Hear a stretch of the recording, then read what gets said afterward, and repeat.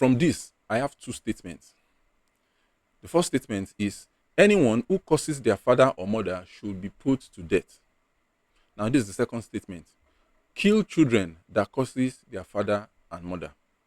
Even though these two statements sound so much alike, they are not the same. You are welcome to another episode of Learning Together. My name is Tosin, and today we want to look at a clip.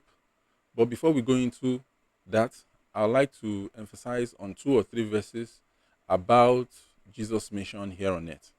First, Jesus claimed to be God in many verses in the Bible.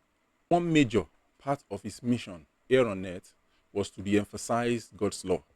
Although the Old Testament are often described as harsh due to severe punishment, serving as a symbolic physical representation of the spiritual penalty for sin, and to maintain holiness within ancient Israelite society. These laws, which were a mix of civil, judicial, and moral codes, were intended to set Israel apart and highlight the seriousness of sin in a historical context.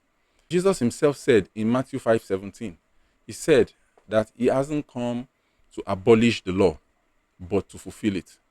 And in Matthew 10:34-36, Jesus said, "Do not suppose that I have come to bring peace on the earth.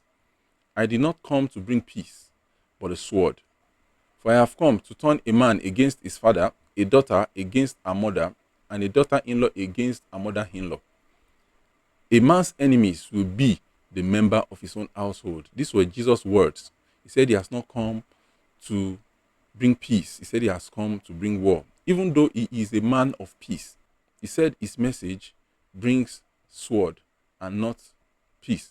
Now, the sword in Jesus' statement symbolizes the division and conflict that arises when someone chooses to follow him. So the moment you decide to follow Jesus, you become everyone's enemy. Everyone becomes your enemy. Your family members no longer relate with you the way they've been relating with you. Your ideologies change with their ideology. You don't have the same understanding anymore. You don't have the same connection anymore. Why? Because what you believe in, they do not believe it. You follow Jesus and they do not follow him.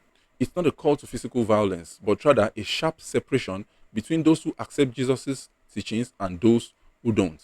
The word sword in his statements represents division between believers and non-believers.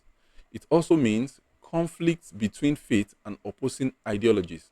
It also means family rejection or strained relationship due to differing beliefs, and also persecution for preaching the gospel or living out one's faith.